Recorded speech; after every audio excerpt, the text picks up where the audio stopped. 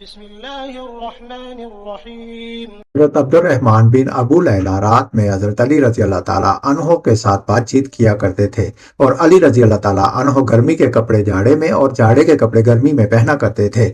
لوگوں نے ابو لیلہ سے کہا، کاش آپ ان سے اس کا سبب پوچھتے تو بہتر ہوتا۔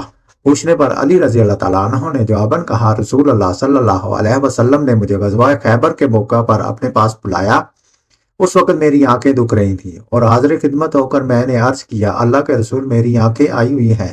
آپ نے میری آنکھوں میں لعاب دہن لگایا، پھر دعا فرمائی، اے اللہ، علی سے سردی اور گرمی کو دور رکھ۔ علی رضی اللہ تعالیٰ عنہ کہتے ہیں کہ اس دن کے بعد سے آج تک میں نے سردی اور گرمی کو محسوس ہی نہیں کیا، اور آپ صلی اللہ علیہ وسلم نے فرمایا، میں ایسے آدمی کو آج جہاد کا قائد بنا کر بھیجوں گا جو اللہ اور اس کے رسول سے محبت کرتا ہے، اور اللہ اور اس کے رسول اس سے محبت کرتے ہیں، اور وہ میدان جنگ سے بھاگنے والا نہیں ہے۔ آپ صلی اللہ علیہ وسلم نے علی رضی اللہ تعالیٰ عنہ کو بلایا اور جنگ کا جھنڈا ان کے ہاتھ میں دے دیا۔ سنن ابن ماجہ۔